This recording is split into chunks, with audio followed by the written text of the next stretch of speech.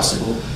Why don't I have Deacon Gibbs lead us in a word of prayer before we get started. Eternal Father, Father, our Lord and Savior Jesus Christ, we come, Father, as humble as we know how, praying and asking, Father, you would help us to bring all of our brokenness to you. Father, we pray that you would just touch the hearts of each and every brother that's here by the sound of our voice. We pray and ask, Father, that you would help us to be able to receive a word that comes from you so that our lives might be the better. Be with our facilitators in a special way. And Lord, we be careful to give you the honor, glory, and praise. In Jesus' name we pray. Amen. Amen. Now, what we want to do, we want to really have some discussion. I don't want to do all the talking.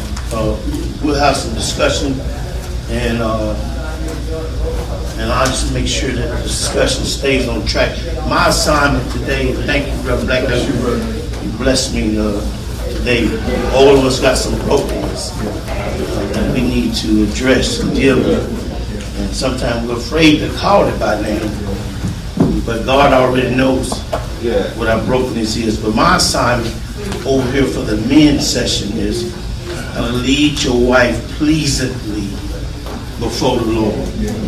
Lead your wife pleasantly in a way that pleases the Lord. Now, do we got enough handouts?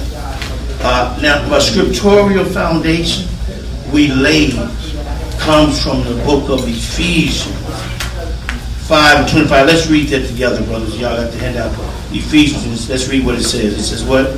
Wives, submit to your own husbands as the Lord. For the husband Is the head of the wife, and also Christ is the head of the church. and he's the Savior of the body.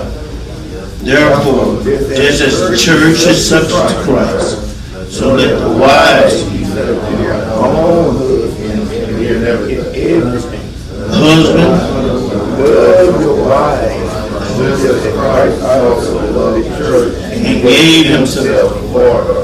Let me say, anytime we're talking about marriage, we have to go back to the Bible because marriage is God's idea. Yes, sir.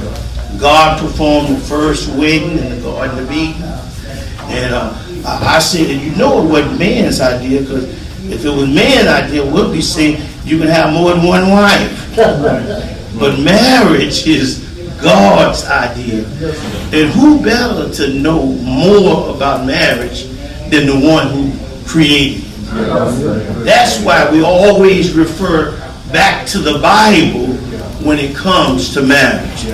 Now, I got one of history's most cruel ironies is the fact that Sir Winston Churchill was able to save the Western world. But John, he was unable to find time for his own children. And guess what? They turned to alcohol. One of the things, brother, when you get married, you have to realize your priorities are going to have to change. That's right. Amen, brother. Let me just say something. If you ain't nothing at home, you ain't nothing nowhere. And some of us, we may try to be a success outside of home, but if you're a failure in the home, man, that's your biggest job right there, man. Your marriage and your family. That has to become your number one priority. And men, we have a lot of stuff put in us. We got a job. They want you to make that priority. Especially work for other folks. They want to make they think that'll be the number one thing in your life, and we know we got to make a living. You have family members. Reverend Black alluded to it. You're supposed to leave and cleave. But you got some mother-in-laws who won't let some of y'all go. You got to leave, mama. You got to leave, mama. I mean, because that wife got to be your number one priority. Yeah, you know what I mean? I mean, I love you. You love mama, but mama, I can't stay at your house all day. And every day and eat over here. You know what I'm saying? So she has to be your number one priority. And so let's read together. I got what one of the things, what? That's on y'all hand out? Let's read together. One of the things I noticed was very quick that after getting married was Had to shift. Go ahead. For that reason, priorities don't.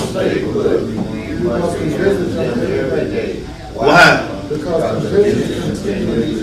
Now, when you start having children, sometimes you think your number one priority start becoming your children.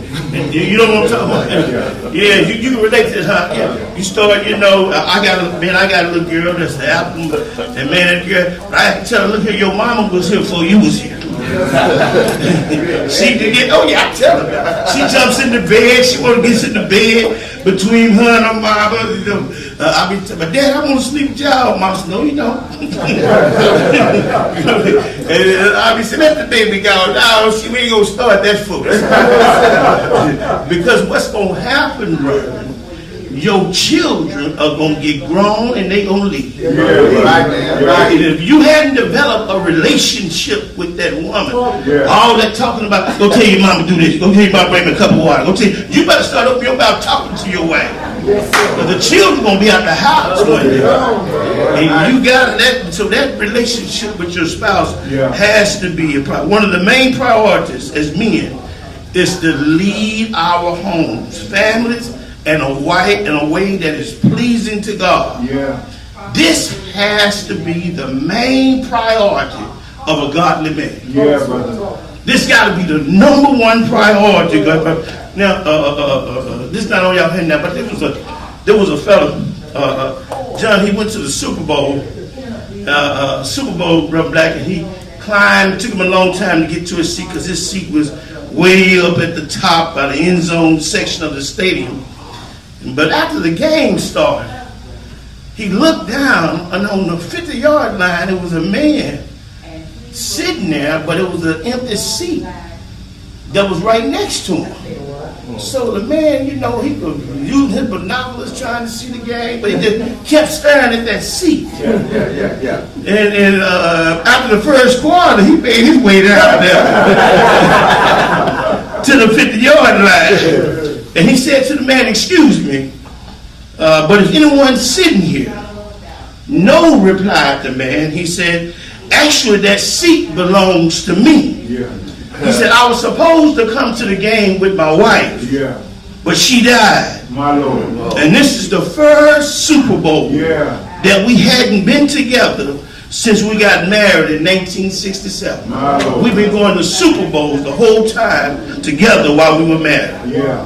The man said, man, that's very sad. He said, but couldn't you find someone else to go to the game with you? A child, or a friend, or a co-worker or something? No, replied the man. All of them are at the funeral. Y'all missed that. Y'all missed that.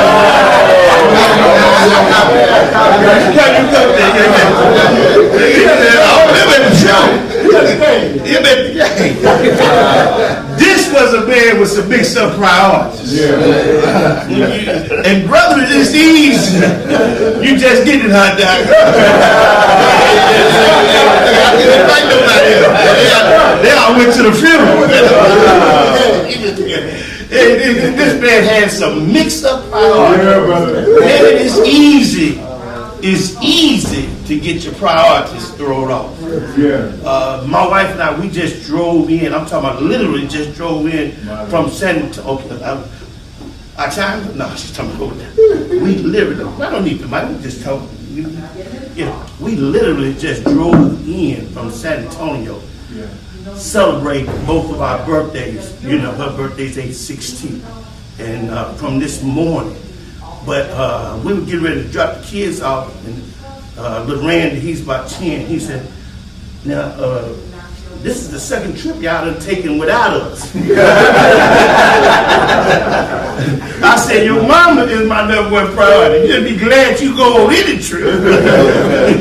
Because she is my main priority. All right. Now, let me just run through this real quick because I have a couple things I want to get to. Two very specific ways. Let's start with the role of the husband. The role of the husband in the Bible starts with what? Leadership. Leadership simply means what? Influence. Therefore, a biblically based husband Let me say something. It's got some influence in the house.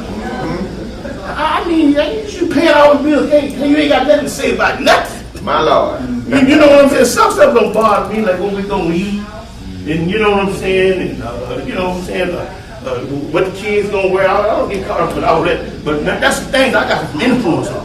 Yeah. And one of them is on Sunday morning we going to church. Yeah, right. All right. Yeah, Saturday y'all start getting your clothes ready. You know, you gotta have some influence. Yeah. And so all leadership is influence. Yeah. And there are two specific ways a husband influences his own, and that's through provision and protection. Yeah. Boy, if you provide for a woman and protect her, say that you can get some influence. Yeah. I'm saying you can get some influence. She'll listen to something you got to say. Yeah. Yeah. And then it says the role of a husband, let's start with that. The role of a husband starts with the Bible, starts with leadership. But it encompasses provision and protection. Yeah. Yeah. A husband will never influence his wife if he does not care for her. That's true. If that woman think you don't care for you, now she might do what you say, but it's demanded, and her heart should never submit to you. Yeah, that's right. Yeah. Because she knows that you really don't care. Yeah. You know what I'm saying? But That's the truth. I got some scriptures down there, but I want to get through this. Husband, in the same way, the Bible says you got to be considerate as you live with your wife. Treat them with respect as a weaker vessel. Yeah. See, I come off a little rough sometimes, and I think my wife, we were out having dinner, and then she was, that's the time that when we're a long way from the kids, we're able to open up and share. Yeah. And so she says, I want to apologize to you. She said, I know I haven't been myself. I don't know what's going on with my body. That my hormones are changing. She said, I've been so stressed. And I know I haven't given you the attention. And I'm saying to myself, glory to God. I thought it was something going on with my baby. You know what I'm saying? And so, of course, she started talking and she started crying. And I'm baby start crying. So, baby, I just communicate, talk to me. You know what I'm saying? Because I'm walking around here a little bit teed out. Figure out, you tell me you tired from what? But communication, y'all, they don't get into that, but that's the key thing. Yeah. But once we talk, and then she talking about, well, you see how much more energy I got when you take me on vacation. I said, I can't take you on vacation every week. You know what I'm saying? You go on vacation. Yeah, but you know what I mean. But the thing is that she knows when she knows I love her and she knows that I care. Yeah. So I got influence. I said we gotta wake up early in the morning. Yeah. We gotta get out on the road because I gotta be somewhere. You know what I mean? And you gotta have some influence when they know that you love them and that you care. Yeah. Now I want to get through this one. And then the next one is companion. The role of a husband in the Bible is to be a companion. Yeah. Look here, I don't have time to get into the whole Genesis episode, but when you go back and read that, God had brought all the animals to Adam. Yes, he did. Yeah. Each one, he brought a male and a female. Right. And then Adam named every single animal. So after Adam named the dog and the cat and the lion and the giraffe and Mr. Giraffe, and then he said, man, look like everybody got a woman but me.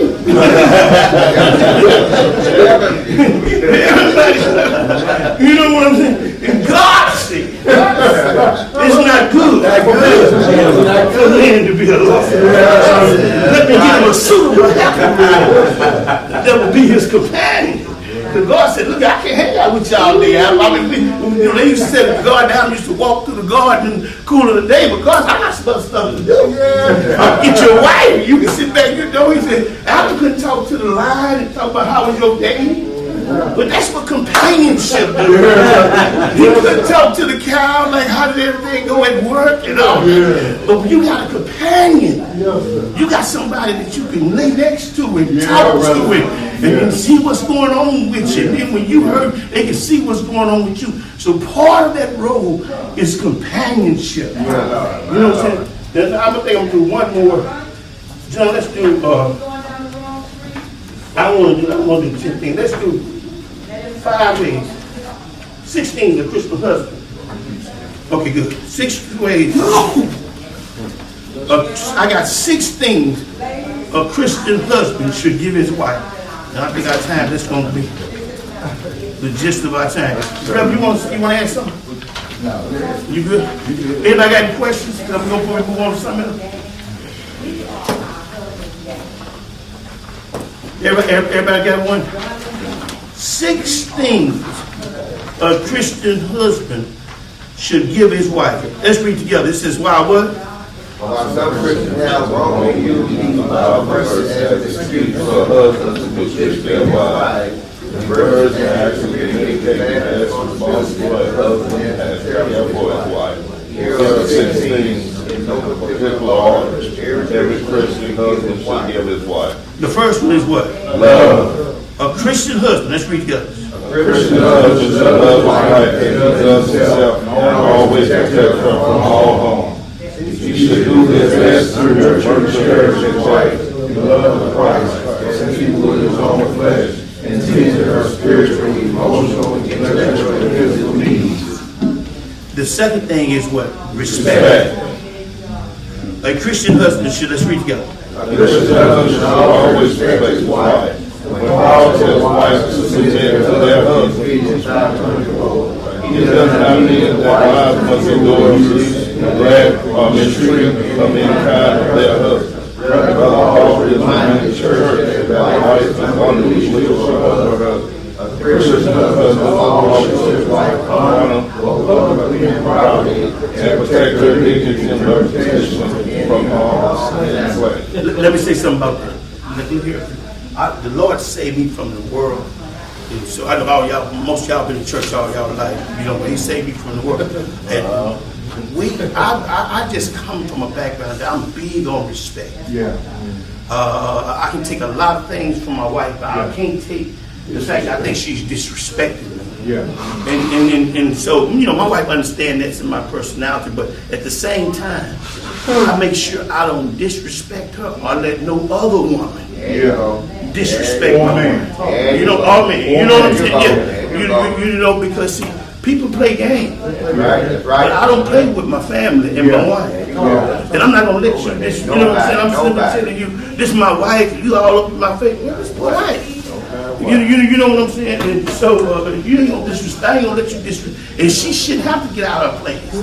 It's my job to make sure that she ain't got to act ugly. No, you just stay here and look beautiful. I'll take care of this. I'll take care of this because see, I'm in my second marriage. Yeah. You know what I'm saying? And I got a unique situation, but I don't let my children, my other man. Yeah. They don't disrespect them. Yeah. They know that, you know what I'm saying? They know that when they come to my house, she's the woman of that house. Yeah. And you know what I'm saying? If you don't have that, stay at your house. But I got to stay here. Come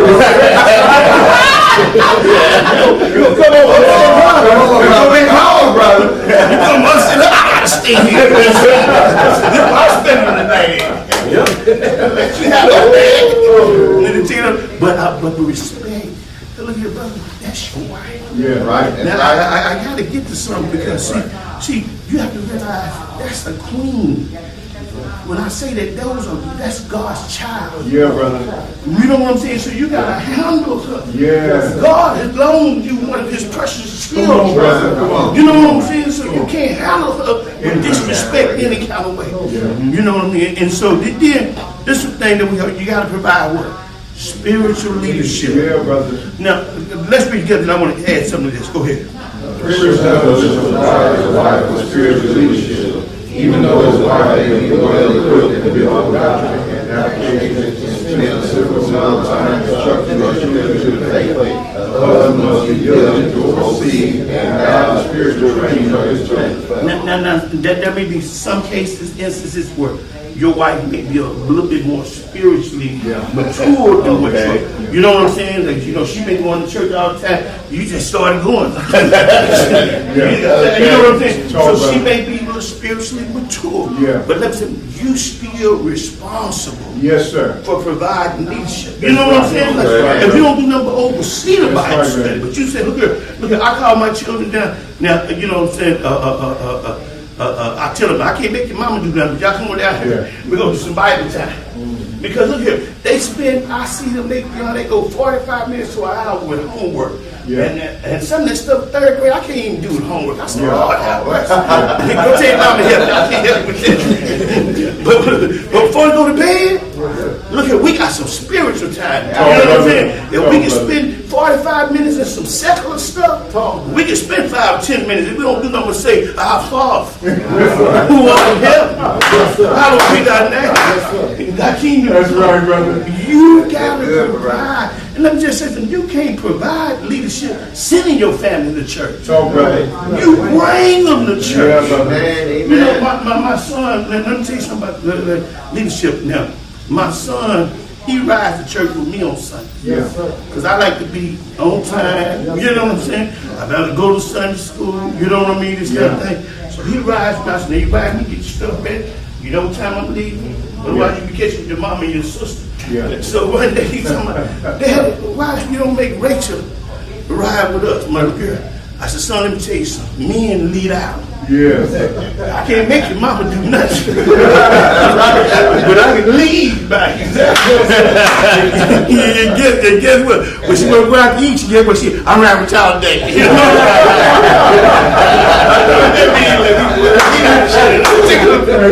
know what I'm saying? Hey, but you just keep over here. There's gonna be some things that your wife gonna do.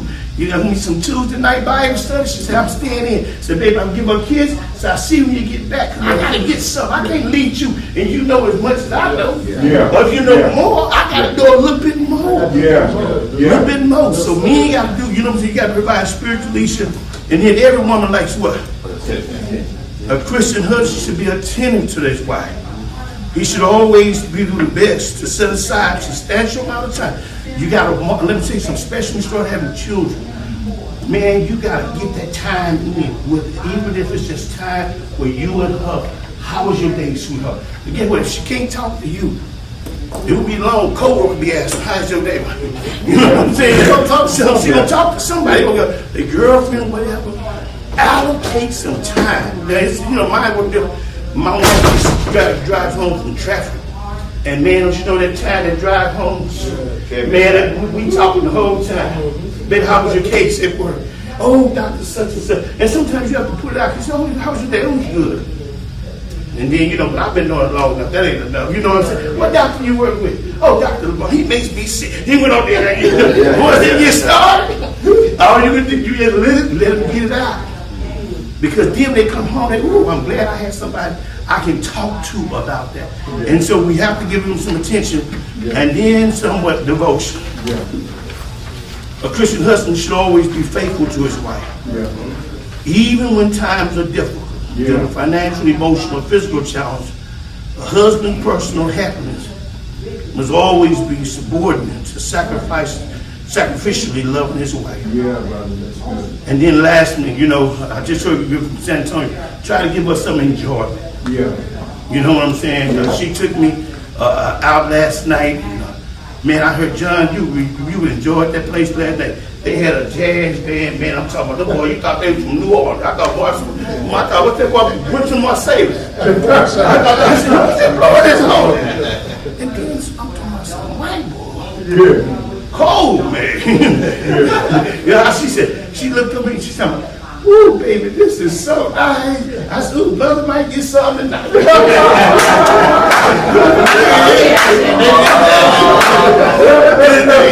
gonna show you what you want.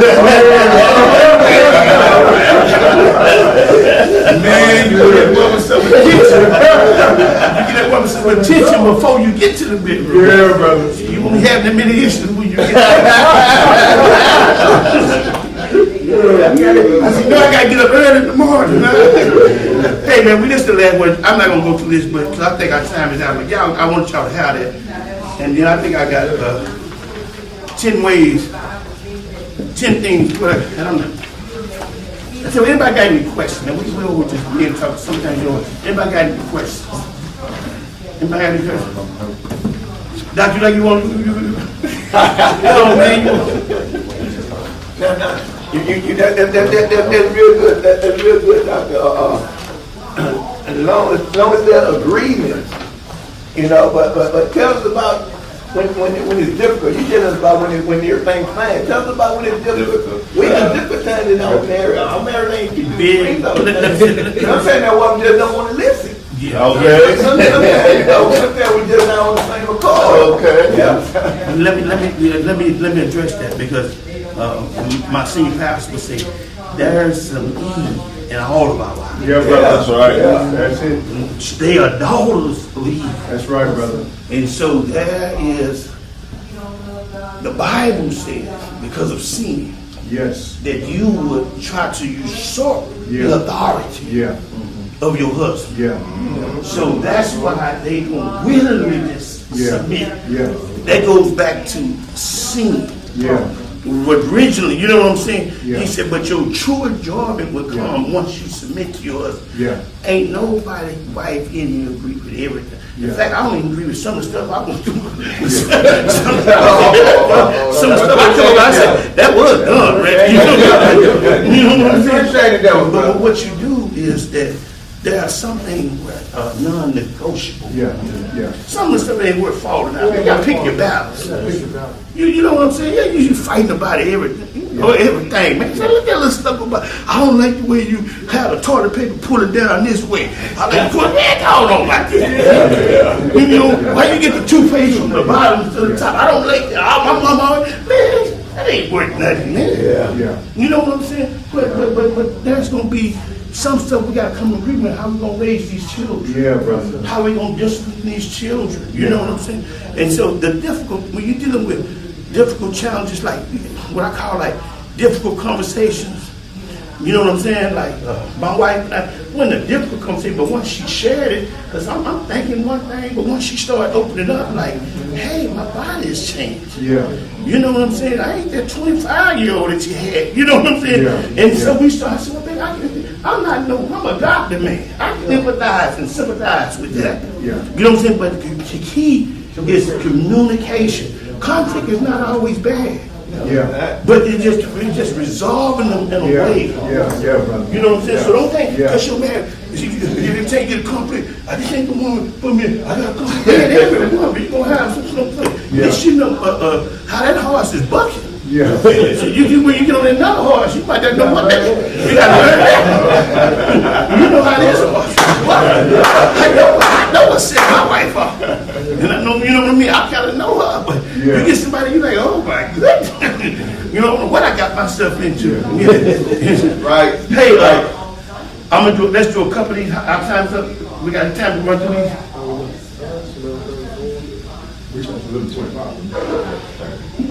We're going to cut it down to 30 minutes. 30 minutes. Well, y'all got it. Y'all can read it. You know what I'm saying? Walk through it, man. Let's just do it real quick. Yeah. Your wife is your helpmeet. Help me. She's your helpmeet. God got her in your life to help you. Yeah. You know what I'm saying? Look here, man. I'm not saying this. I got a very smart wife. Yeah. It'd be ridiculous for God to give me a helpmeet and me not to even ask her what she think about something. Yeah.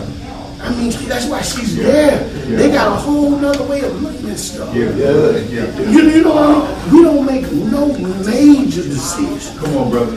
unless we both on agreement with it. Yeah. Man, she's your helpmate. Yeah. And you got, man, you walk around talking, man, don't ask that girl, man, she dumb, she don't know nothing about that. Man, that's an indictment against you. Yeah. You chose her.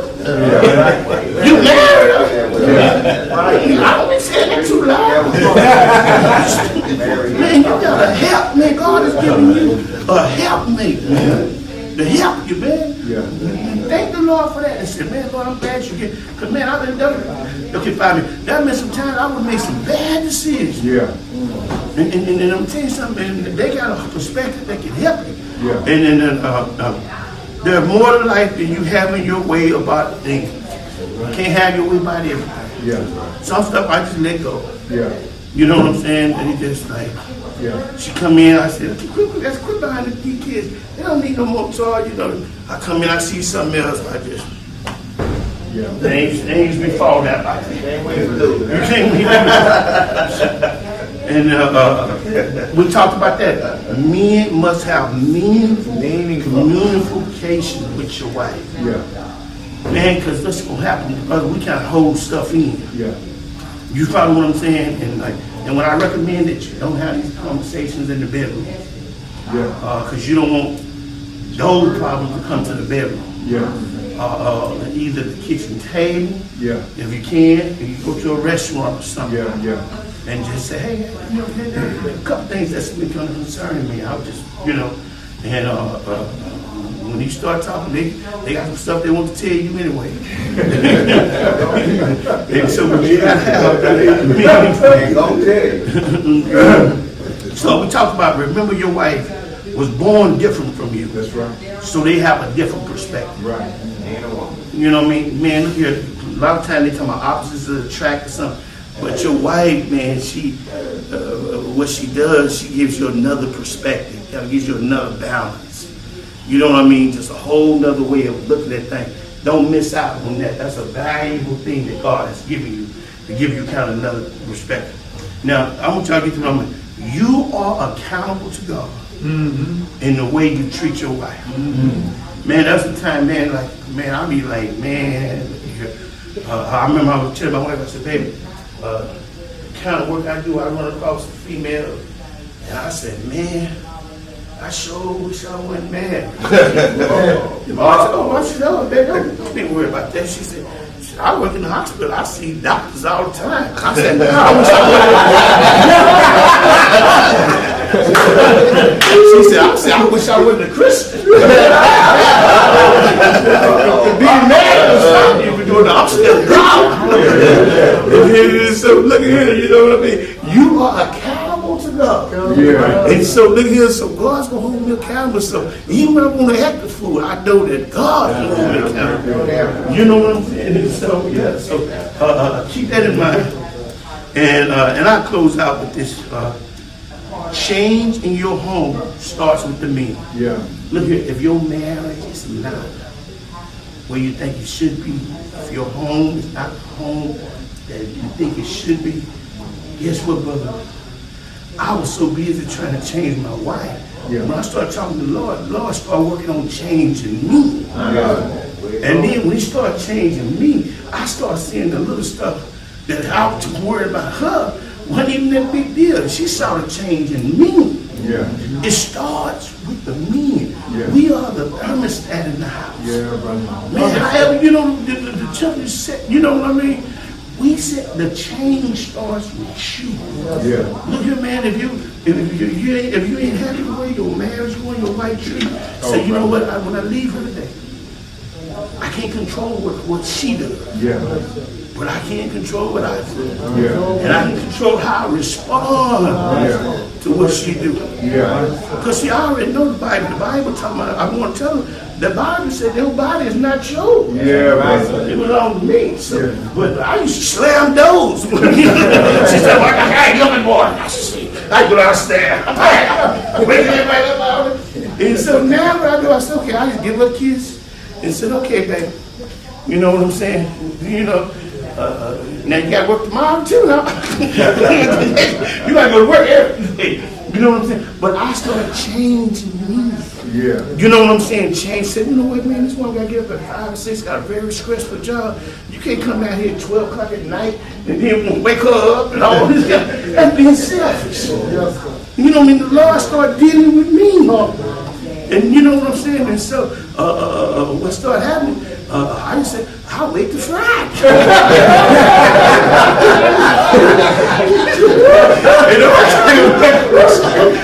I'll wait to Friday. Baby, you all right? We'll bring you back once. Man, God bless you, man. My time is up, man.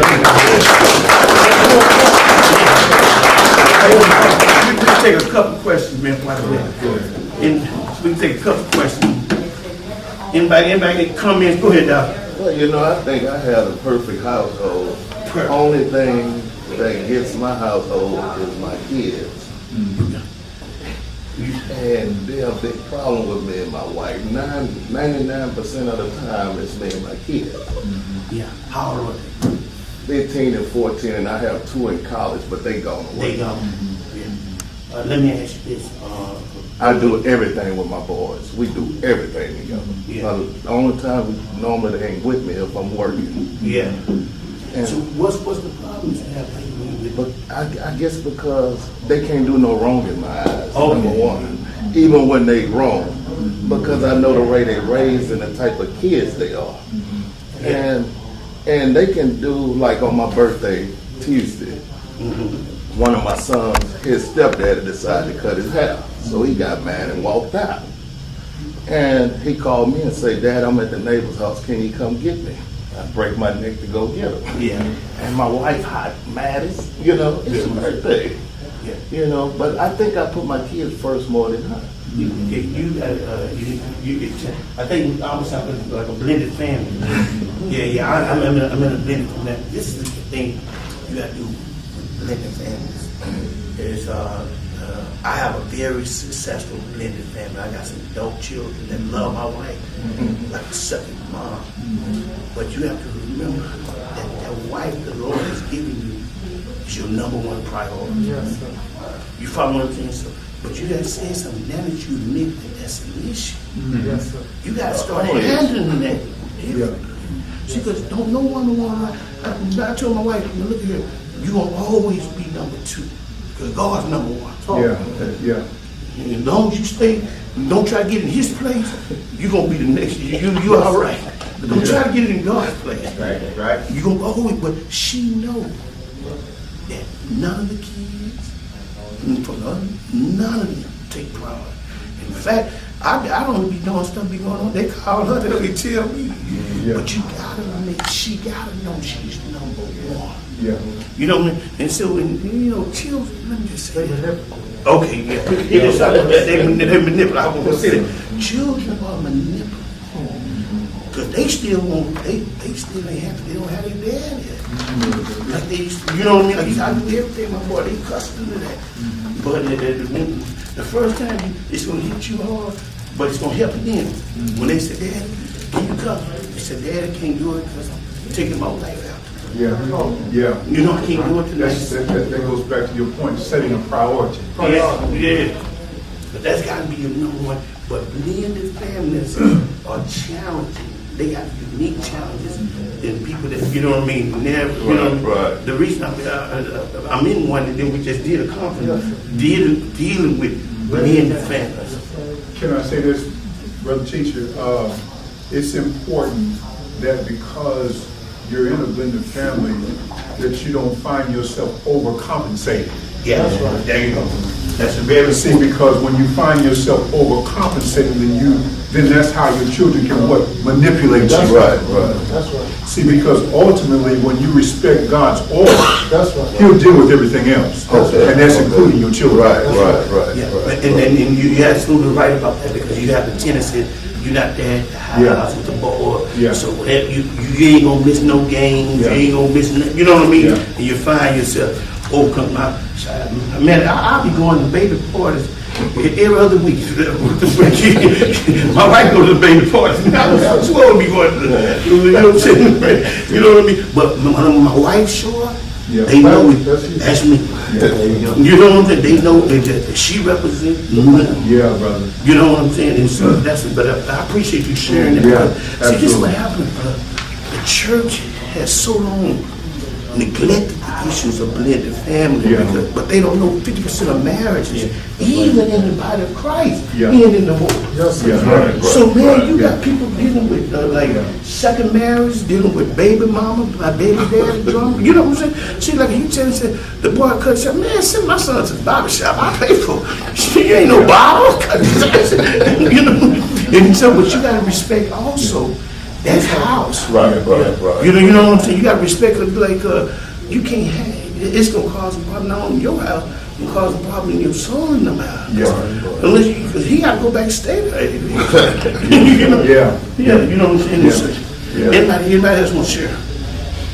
I was going to say, I think at the end of the day, as long as we do what God says and align ourselves to the priorities that He's put in place, it works itself out. Because eventually those boys will become men. Exactly. Yes. And they'll be in a marriage, and they'll think that their priority, number one priority, is their sons. Like Daddy made them a priority, and boop. So now you got a reoccurring trend that's not in alignment with God's expectation. That's good. And so you have to align them to the expectations of God, but you have to be in alignment. Exactly. Very much. This is my daughter's husband, and he knows. She'll call me and ask me for something. I ain't got it. I can't do it. Daddy, can you come cut the kids here? Nope, I got my own head. So figure it out. Every blue moon I will. Yeah. But I never allowed her request and me jumping to help her, because I feel like, you grown now. You have to figure it out. If I wasn't here, you'd figure it out. Yeah. And I just, because my priority is my wife. Yeah. My kids in my home. She's an adult now. Yeah. And so she's got to now figure that out on her own. And I think you enable your boys with the right tools when you show them the right order, starting with your own spouse. Yeah. That's awesome, man. So, and it's good that you got your son. And you saying a powerful thing. I had a little girl, she get married. She goes, Dad, can you hear? I said, let me talk to your husband. Why can't I talk to you?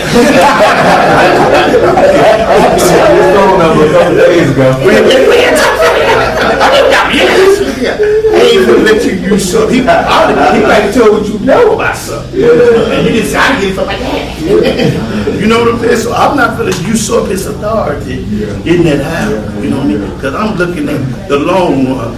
I'm looking at what's gonna happen. Like you said, they gonna work through that. They gonna struggle.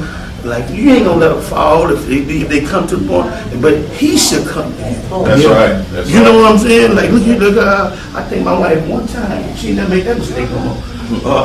One time she was just getting out of school. John, I think I told you this story before. I don't know. She got out of school, and so they gave her a sign-on bonus. And like any marriage just getting started, so you struggle. So she just thought that she called her girlfriend. And she was so proud. She talking about her, baby, Tanya, you gonna give us $5,000. And then when I get my bonus, I'm gonna pay it back. Man, I must. Man, gonna make me cuss up in here. I said, let me tell you something. I said, first of all, that's an embarrassment to me. That's right. You married me. I said I was gonna take care of you. You don't ask nobody for nothing. Yeah. You ask me.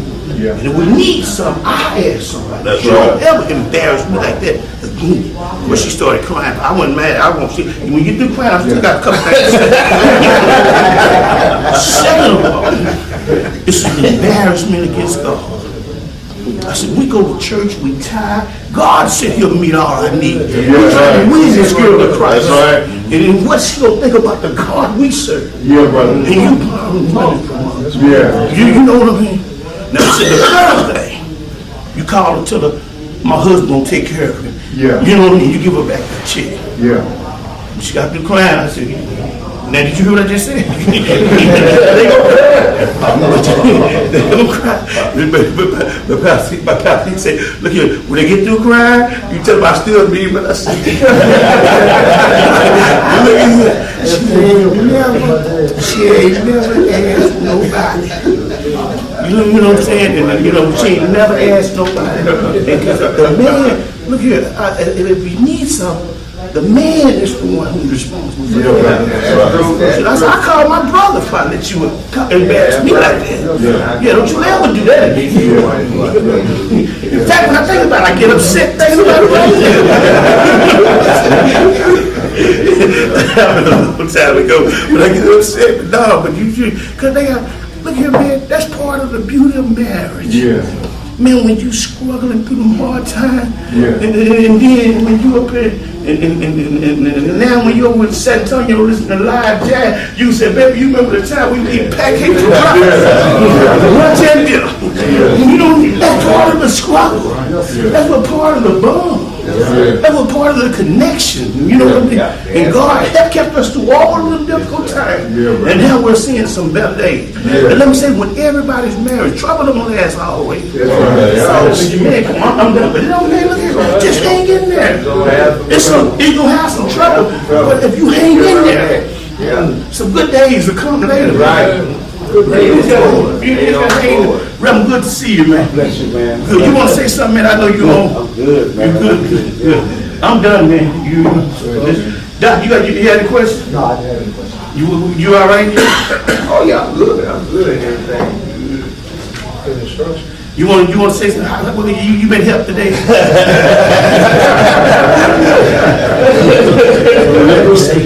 Let me say one of the things. Hang around friends that are married or trying to stay married. As a young man, a handsome young man, you know what I mean? But you gotta be around some people trying to go where you're trying to go. Do what you're trying to do. Now my partner here, his big problem, he got a good way. He said, I don't know why all these single women want to invite my wife out every week. Tell me what you doing, man. They had something. I don't know what you know what I'm saying? So look at you hang on that because birds of a feather flock. You know what I'm saying? I don't hang around nobody cheating on their wives. All that. I don't think I'm influenced. You know what I'm saying? But folks are trying to like build strong. There's no perfect marriage, but we can have good marriage. You know what I'm saying? We can have great marriage. You know what I'm saying? They ain't gonna be perfect. We got two imperfect people. That's right. But you can have a good marriage. Yeah. God bless you, brother. All right.